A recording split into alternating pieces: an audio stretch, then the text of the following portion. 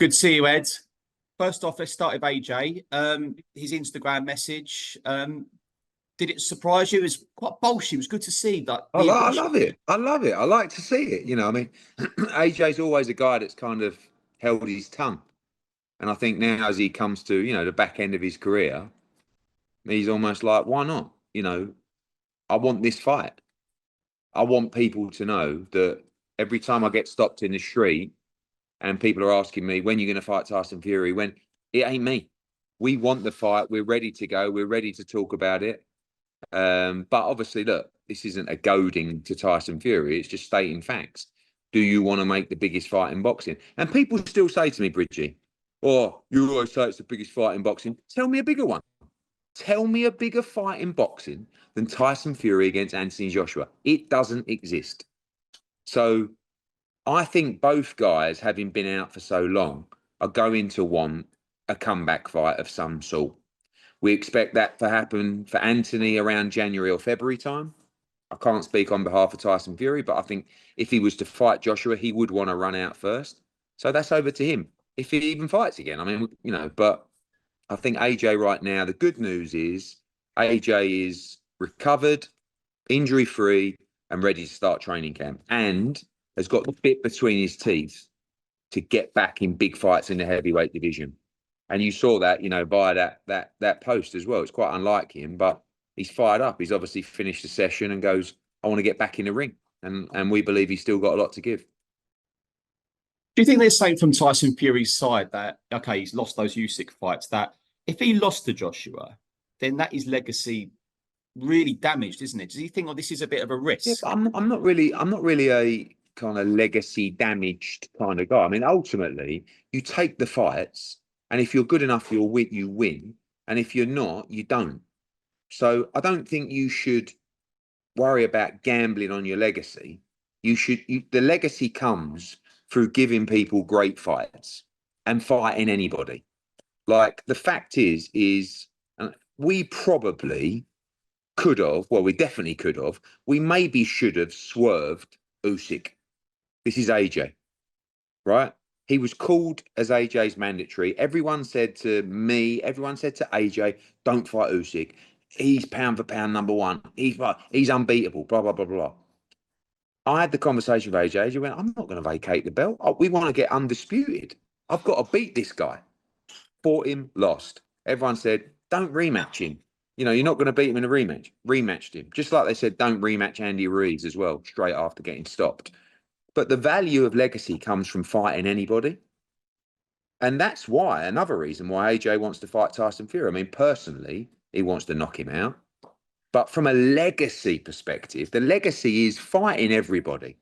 AJ wants to be remembered as a guy that fought everybody. And if he can fight Tyson Fury, the only guy that he never boxed, really, in his whole era, was Deontay Wilder. And we signed to fight Deontay Wilder. Unfortunately, he got beat by Joe Parker. And then we were supposed to announce that night. So that's really, it's not just fighting and beating Tyson Fury. It's just giving the British public what they've wanted for so long and being the guy that is remembered as the guy that fought everyone in his generation. So, your question about Fury's legacy, if you want to be critical of Fury's CV, it's very easy to do so. But at the same time, he's also a tremendous fighter. And let's find out who is the biggest name and the best Brit of that generation. Now you've got new fighters coming through, but let's find out who is the best. And it really would be, a real shame if Tyson Fury and AJ never fought. I mean, people always say to me, would you have regrets, and the answer is, I don't really have many regrets, but I think we would always kick ourselves that we never saw that fight. I was going to ask you that because you've made some incredible fights over the years. But would that, I know it's a long time away, but when you eventually retire, and hopefully for you, that's 20, 30 years' time. You never know. Well, your dad's still around. Yeah, exactly. Yeah. Still doing pro tours with the darts. But but would you look back and go, do you know what? I'm gutted that didn't happen. Yeah, Like, I even think so. just Because for you, you know? that is a fight that, as I say, it's the biggest fight in boxing, but also it's a fight for Britain that would never be. I mean, you can't even compare anything that we've done so far to that. Froch Groves, AJ Klitschko, Benn Eubank. I mean, but this is just completely different. This shuts down the country.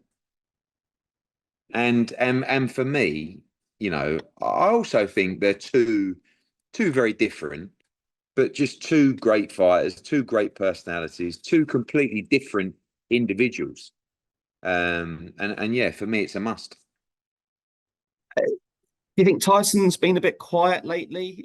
Have you thought about it? Because he's usually quite vocal on social Yeah, media. maybe with Tyson, quiet's not necessarily a bad thing. Maybe I mean, the good news is he's obviously, you can see across his social media, he's training. So it looks like he's running most days, which is great, which, gives you hope that he's still got one eye on, I think people around him feel like he'll return, but you never know.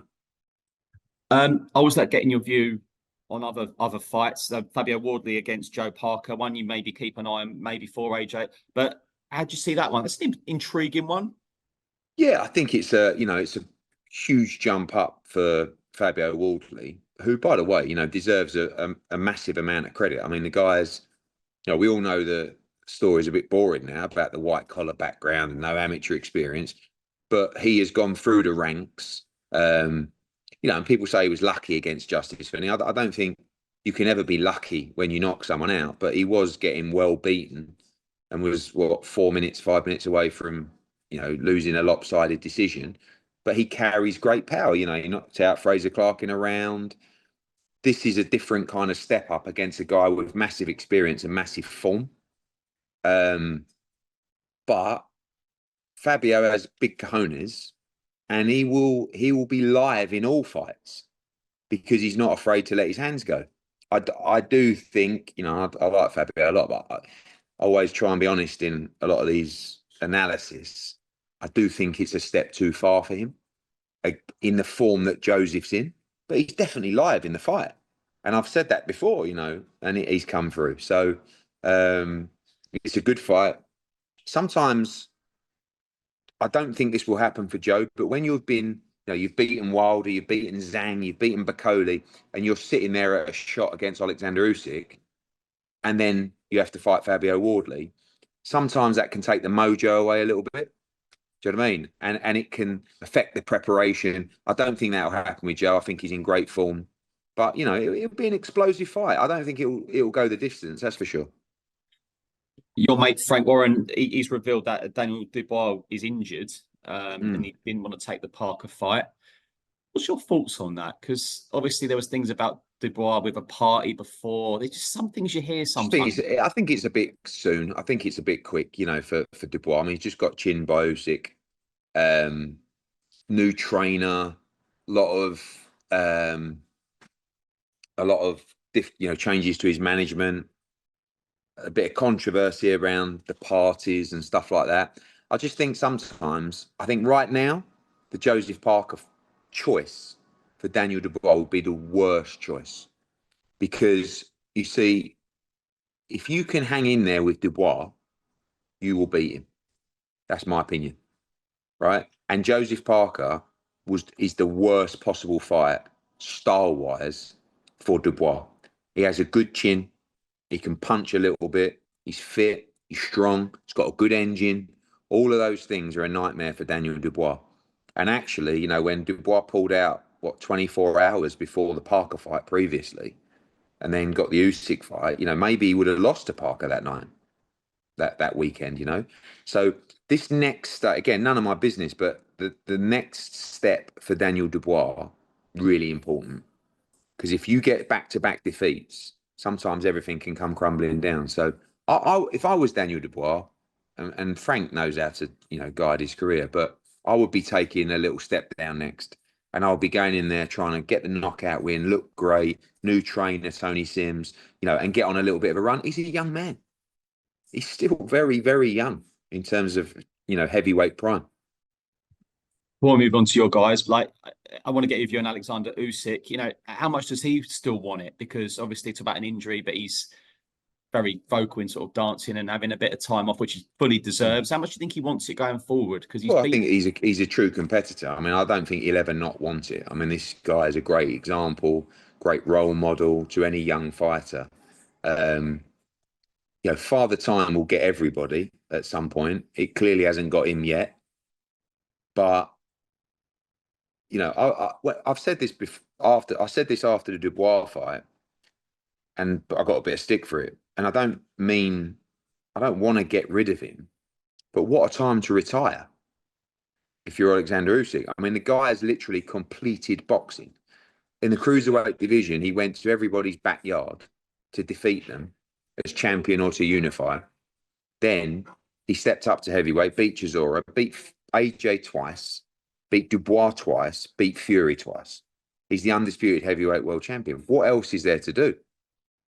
I mean, does a fight with Joseph Parker motivate you if you're Oleksandr Usyk? Maybe because you want to carry on boxing, but I don't know. I think sometimes when you're talking about that kind of legacy, imagine just kind of packing up and going, and just, looking out over your lake or whatever he's probably got, in his nice mansion, just with every belt from the cruiserweight and heavyweight division, just sitting in your lounge and saying, literally, I completed boxing.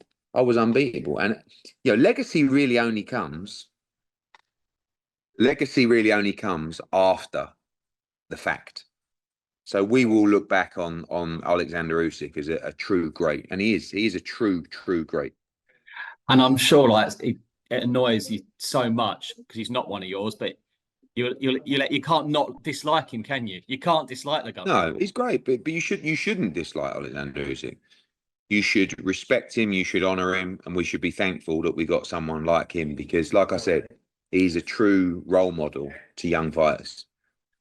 Benn Eubank 2 is in a couple of months away. That's just going to fly by, isn't it? With how busy you are. How excited are you for that again? Because Conor looks pumped again, doesn't he? Yeah, so excited. I mean, we've got the press conference coming this week on Wednesday in London, and then it'll all get kicking off again. Just a massive fight. First one of the greatest fights we've ever seen in this country. Now we're back to the scene of the crime at Tottenham Hotspur. Conor is very, very, very confident going into this fight.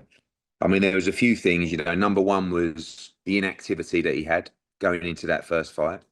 And number two was he kind of fought off emotion more than anything in that fight, which I think was a big mistake. And this time, he's just got to be a little bit more clinical in his work. Eubank is getting older. There are miles on the clock. He had a long recovery from that fight. It was a brutal battle. And Conor's very, very confident that he can get him out of there inside the distance. And it's going to be difficult because of the weight, but looking forward to another massive night at Tottenham. I know you've got to head off quickly, but just a couple of bits of wrapping up. While you're going, you've got a great fight, haven't you, coming up over the next few days? Yeah, massive. I mean, for Ireland, when you talk about legacy and making history, this Saturday in Belfast with Lewis Crocker against Paddy Donovan, we have the first ever all-Irish world title fight. Now, to think of the great fighters of the past coming out of, Republic of Ireland and Northern Ireland, none of them, two Irishmen have never fought for a world title. And on Saturday in front of 20,000 at Windsor Park Stadium, this will happen. Belfast local boy Lewis Crocker against Limerick's Paddy Donovan. And more so, we've had some great fights in Belfast with Carl Frampton and Ryan Burnett, but respectfully, they were bantamweights and super bantamweights. This is for the world welterweight title. Right, this is a division synonymous with some of the biggest names in the sport, but more importantly now with the biggest names in boxing. Ryan Garcia, Devin Haney, Teofimo Lopez, Conor Benn. You are going to change your life with victory on Saturday. So, yeah, it's going to be a wild, wild night in Belfast and really looking forward to it. Ed, thank you so much. Have a safe flight and I'll speak to you in a couple of weeks. Cheers, Bridgie.